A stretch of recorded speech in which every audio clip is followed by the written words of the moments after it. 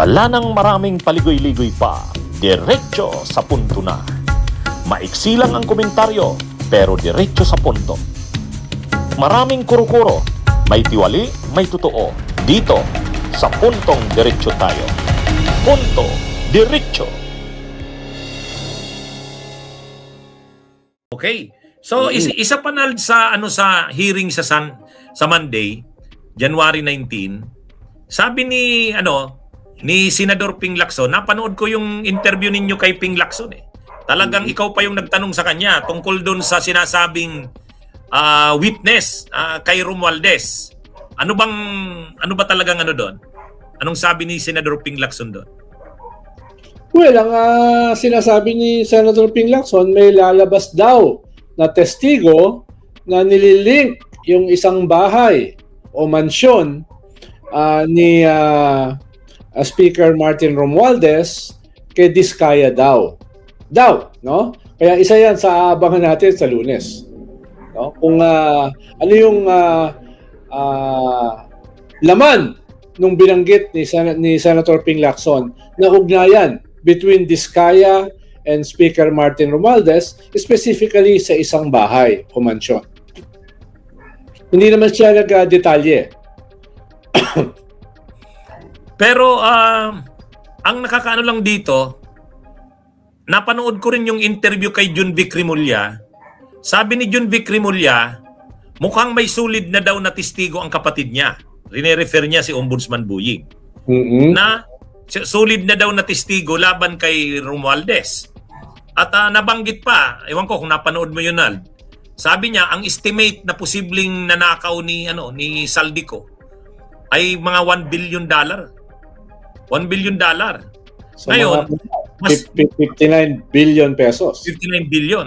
Pero mas malaki daw doon. Sigurado mas malaki doon yung kay Romualdez.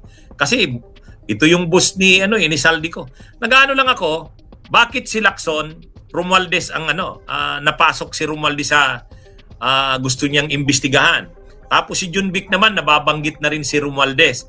Si Buying naman nung January 15, ang sabi niya, abangan nyo next week. Mayroon kaming update tungkol kay dating Speaker Martin Romualdez. Siya, sabi niya, bakit medyo biglang lumilitaw ang ni Romualdez ngayon? Well, una ay nung unang lumabas yung pangalan ni Martin Romualdez nitong more than 2 months ago ay si Saldico ang nagdidiin sa kanya. Di ba? Ikalawa ay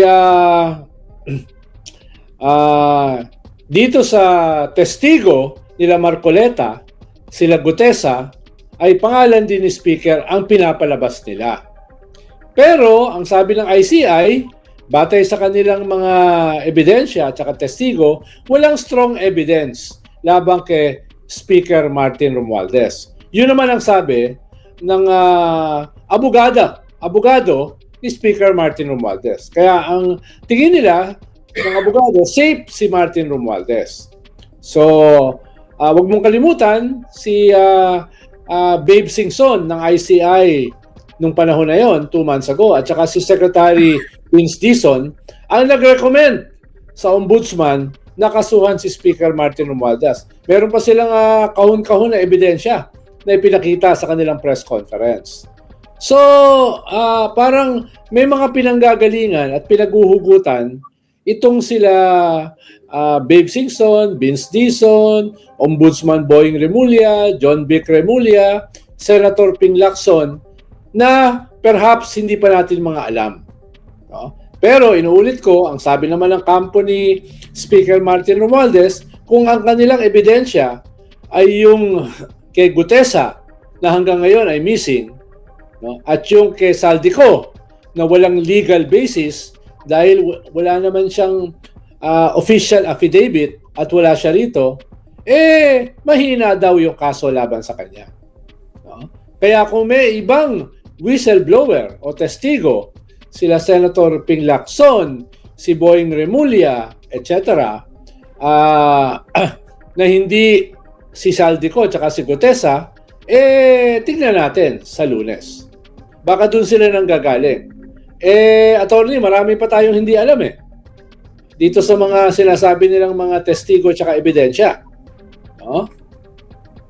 Ang ano ko lang, Nald, bakit bakit ang kampo ng Duterte, lagi naman nilang sinasabi na si Martin Romualdez ang kumbaga halos mastermind dyan pagdating sa kamera, parang ano niya lang yan, tao niya lang yan sila Saldico, at pagdating dyan sa mga anomalya na yan, yan ang magka-partner, si Saldico at saka si Romualdez, pero ang boss dyan si Romualdez. Yan din yung sinabi noon ni di ba nung mainit pa ang ulo ni Chis Escudero nung nadadawit na siya diyan sa mga anomalya na yan. Sabi ni alam niya daw ang nasa likod ng lahat ng yan, si Martin Romualdez. Pangalanan niya na daw si Martin Romualdez. Ganon din si Villanueva. Ganon din si Marcoleta, lagi Martin Romualdez. Pero bakit hindi kahit si Amy Marcos na pinsan ni mainit ang niya diyan kay Martin, pero bakit hindi sila nakakapaglabas ng mga ebidensya? Samantalang alam naman natin ang network din nila, di ba? Matindi rin ang network niyan. O bakit Nald? Bakit hindi sila nakakapaglabas?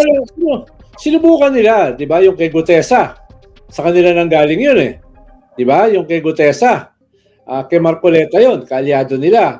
Yung kay Saldico, mukhang sila naglabas nun. Di ba?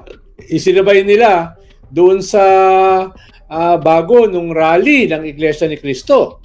Di ba? So, sumubok sila. Ang problema ay hindi nagkaroon ng traction or kulang sa prima facie evidence. Halimbawa, nawala si Gutesa, maliban pa doon sa merong mali doon sa kanyang ang tawag doon, yung testimony niya, yung pag-notarize. No? So, not for lack of trying. No? Sumubok sila. Pero ikalawa, baka naisip nila, ipabayaan natin mag-away-away yung mga kalaban natin. No? Sabi nga ni Napoleon, don't interfere when your enemies are making a mistake. To paraphrase that, do not interfere if your enemies are fighting among themselves. So baka ganun yung ikalawang dahilan nila na pabayaan na natin, nag-aaway-away sila-sila. No? So yun yung posibleng dalawang dahilan kung bakit tahimik sila ngayon. No? Hindi nagkaroon ng traction at saka prima facie evidence yung kanilang mga banat. Bunyog, bunyog, halikan na kasama ka. Bunyog, kapag buklod ay may pag-asa. Luzon, Visayas, Mindanao, isa ang pananaw. Sa bagong Pilipinas ang bunyog isisigaw. Bunyog.